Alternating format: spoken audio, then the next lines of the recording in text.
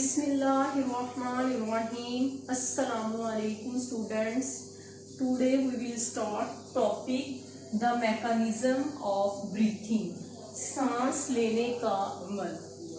Student, first we will discuss the definition of breathing. What is breathing? The physical movements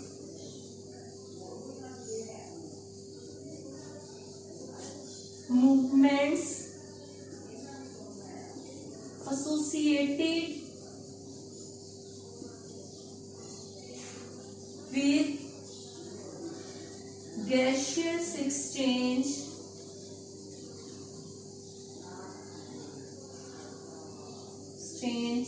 is known as breathing. What is breathing? The physical movements associated with gaseous exchange is known as breathing. Next student, we will discuss the phases of breathing. How many phases of breathing? There are two phases of breathing. First, inhalation. Second, exhalation. Students, inhalation is also known as inspiration. Exhalation is also known as expiration. Students, what is inhalation? Inhalation क्या है? Inhalation means when the air enters our bodies. The term is known as inhalation. Inhalation में क्या करते हैं? हम air को अपनी body में एंटर करते हैं.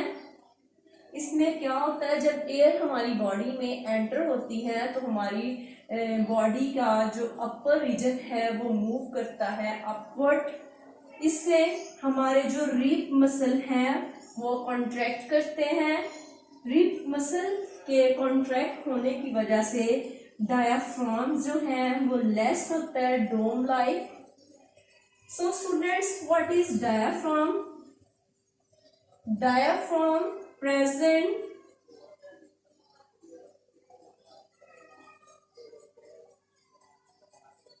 below the lungs.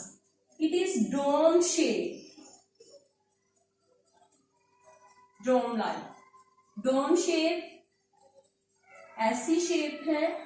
तो डायाफ्राम क्या करेगा? लेस होगा इनहेलेशन के प्रोसेस से थोड़ा सा ऐसे. इसी तरह जो हमारे लंग्स का प्रेशर है, लंग्स में एयर का प्रेशर है वो रिड्यूस करेगा और हमारी जो surface area of chest cavity है वो इंक्रीज होगी. Surface area of chest cavity increase होगी. इससे क्या होगा? हमारे लंग्स जो है वो एक्सपेंड करेंगे और हमारे लंग्स के अंदर जो एयर का प्रेशर है वो डिक्रीज होगा.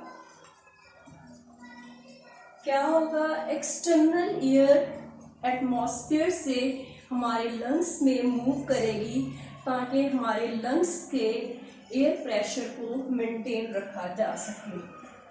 So student, this is the process of inhalation या inspiration. Next, exhalation. What is exhalation? When the air expelled in our body is known as exhalation या expiration. Students, जब एयर हमारी body से निकलती है तो इस निकलने के अमल को एक्सहेलेशन कहते हैं. ये ऑपोजिट प्रोसेस है इनहेलेशन के. इसमें क्या है कि जो हमारे रिब्स मसल हैं वो रिलैक्स करते हैं. जब हमारी जो सांस है वो हमारी बॉडी से बाहर निकलता है तो उससे क्या होता है? हमारे जो रिब मसल्स हैं रिलैक्स करेंगे. डायाफ्राम जो है come back to their original position. Diaphragm जो है ये डोम लाइक शेप है.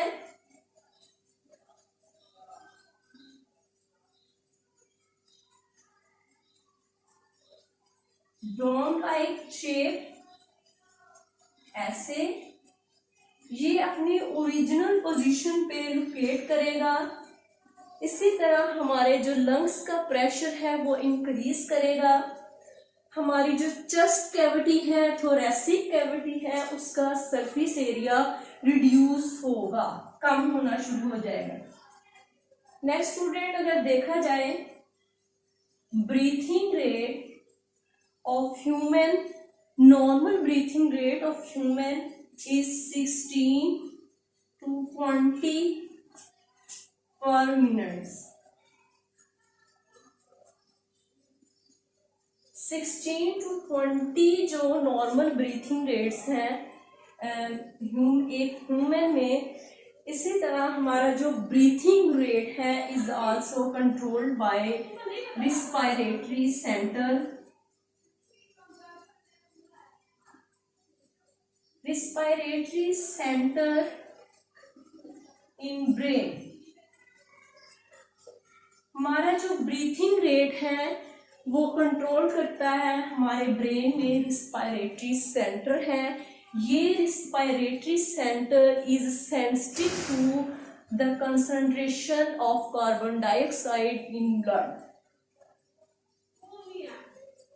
नेक्स्ट स्टूडेंट्स, जब हम कोई हार्ड वर्क करते हैं, एक्सरसाइज करते हैं, कोई हैवी काम करते हैं, तो हमारा ब्रीथिंग रेट जो है वो इंक्रीज होता है 20 to 40 टाइम्स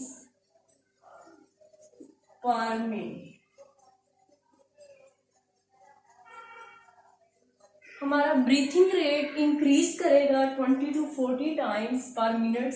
इसमें क्या है कि जब हम कोई हैवी वर्क करते हैं, एक्सरसाइज करते हैं, तो हमारे जो ब्रेन का रिस्पायरेटरी सेंटर है वो मैसेज सेंड करता है हमारे रिब्स मसल को और डायफ्राम को, जिसकी वजह से क्या होता है कि वो हमारे जो लंग्स में कार्बन डाइऑक्साइड की कंसंट्रेशन इंक्रीज कर रही होती है।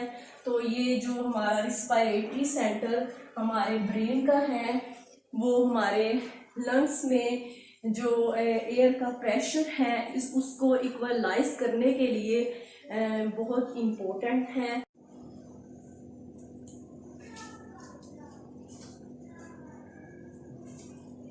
स्टूडेंट्स, आपकी बुक का पेज नंबर 8 है, उस पर कंपैरिजन है, ये आपको टेबल में नज़र आ रहा है। Table 10.1 comparison between the inspired and the expired air. Student, this is the very important table. इसमें से ऑब्जेक्टिव भी आता है एग्ज़ाम में और शॉर्ट क्वेश्चन भी आता है। इसी तरह सपोज मैं आपको एक शॉर्ट क्वेश्चन बताती हूँ। What is the concentration of carbon dioxide exhaled and inhaled in air. इसी तरह आपको ये इंस्पायर्ड एयर की कंसंट्रेशन है, ये एक्सपायर्ड एयर की है। इसको अच्छे से लर्न करना है ऑब्जेक्टिव के लिए, शॉर्ट क्वेश्चन के लिए। थैंक्स, अस्सलाम वालेकुम।